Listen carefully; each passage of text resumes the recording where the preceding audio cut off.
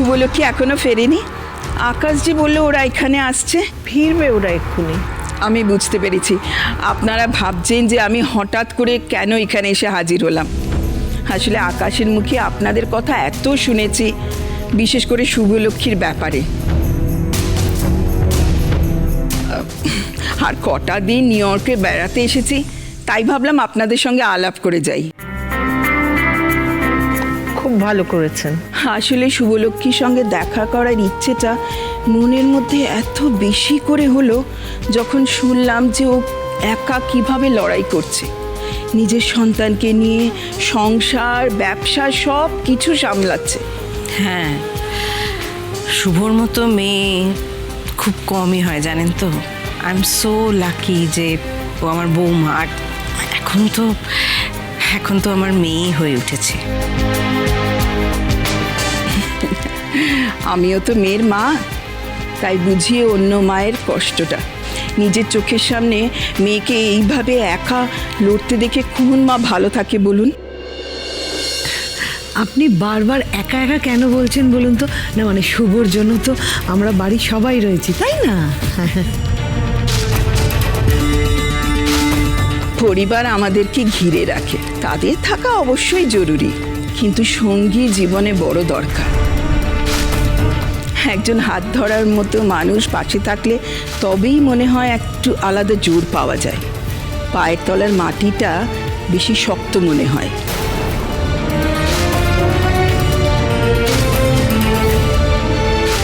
কি মিন করতে চাইছেন আকাশের মা? আমার পায়ের তলার মাটি নড়বড়ে হয়েছে ঠিকই,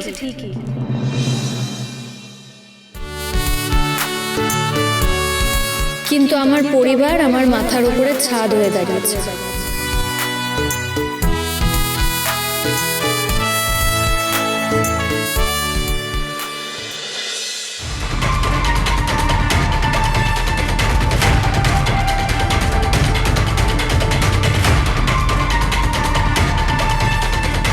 মা, তুমি এখানে কি করছো?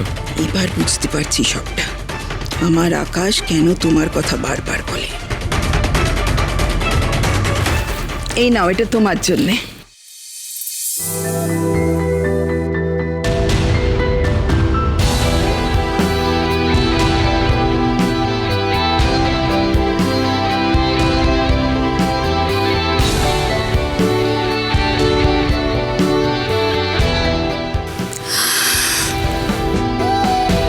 পছন্দ হয়েছে?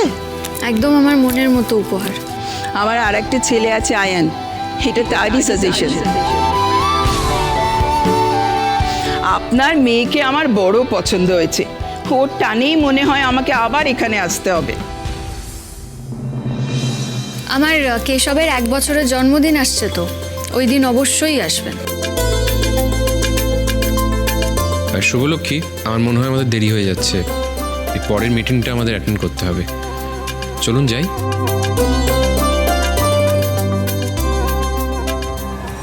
মা এখানে কেন এলো? I think I can guess the reason. মাকে এখান থেকে নিয়ে যেতে হবে।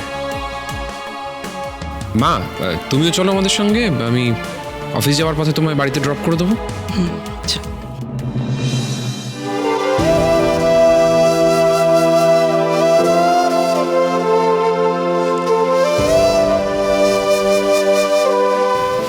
আসি। চলো মা, আমরা উঠলাম গাড়িতে। হ্যাঁ, এসো। মা, আসছি। কেশব, টাটা। শুভ, হ্যাঁ, কিছু বলবে? না কিছু না, এমনি সাবধানে যাস।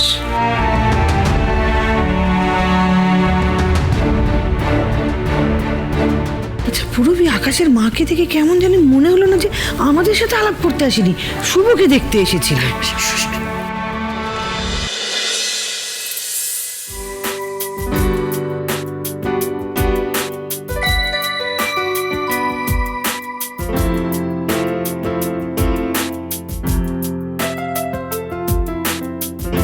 এই জুতোটা পরে কষ্ট হচ্ছে, তাও এটাই পরতে হবে তোমায়। দাও দেখ, দাও। আরে কি করছোটা কি? তখন থেকে খুঁড়িয়ে খুঁড়িয়ে চলছো দেখছি। কথাটা শোনো।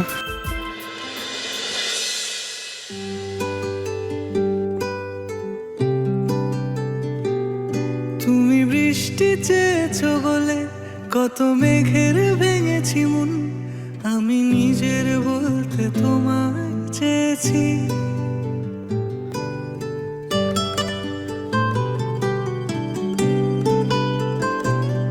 তুমি যাওনি কিছুই বলে আজও পাল্টে ফেলিনি মন, শুধু নিজের বলতে তোমায় চেয়েছি। তুমি জানতেই পারো না তোমায় কত ভালোবেসেছি। আয়ান, তুমি আমার জন্য এত ভাবো? তুমি জানতেই পারো না তোমায়। এই পৃথিবীতে তুমি আমার একমাত্র বন্ধু, তুমি আমার পরিবার। তো তোমার জন্য ভাববো না তো কার জন্য ভাববো? কত মেঘের তোমার জন্য এইটুকু করতে পারি না? আমি নিজের বলতে তোমায় চেয়েছি।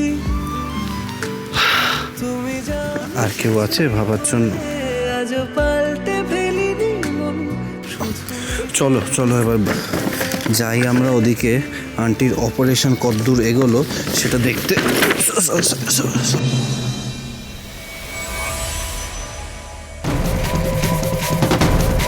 আয়ান, তুমি এত বাচ্চাদের খেলনা কিনেছো কেন? আমাদের বাড়িতে বাচ্চা কোথায়? আসলে শপে দেখলাম এত কিউট লাগছিল তাই কিনলাম। জানো তো মোনা, এখানে আসার পর আমি একটা খুব কিউট বেবিকে দেখেছি। বাবা,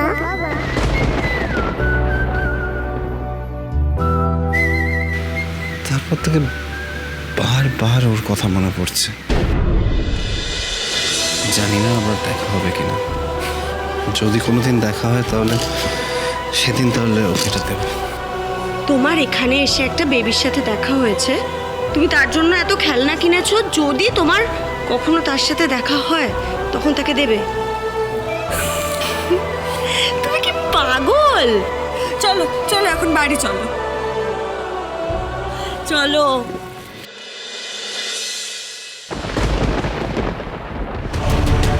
কিন্তু জবে থেকে কেশবকে দেখেছি না, ওর আধো আধো কথা বলা, কান্না, হাসি, মিষ্টি শব্দ, it's like a fresh air for me.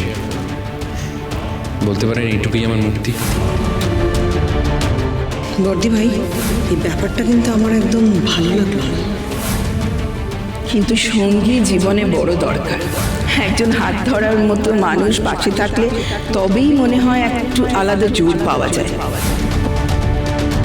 Mrs ব্যানার্জির মা এসছে নিউ ইয়র্কে, মিস্টার আকাশ সেনকে আর শুভকে একসাথে দেখেছে, তার উপর আবার কেশবকে। ওদেরকে তো হাজবেন্ড ওয়াইফ ভেবে নিয়েছিল।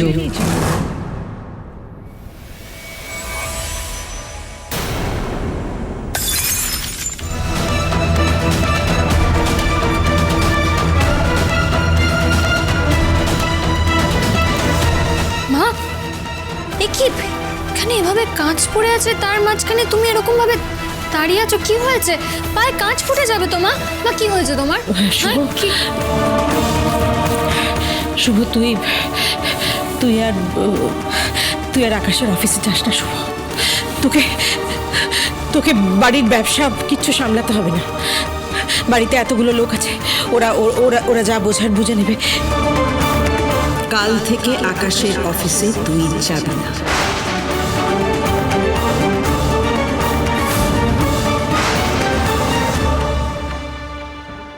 Happy birthday to you.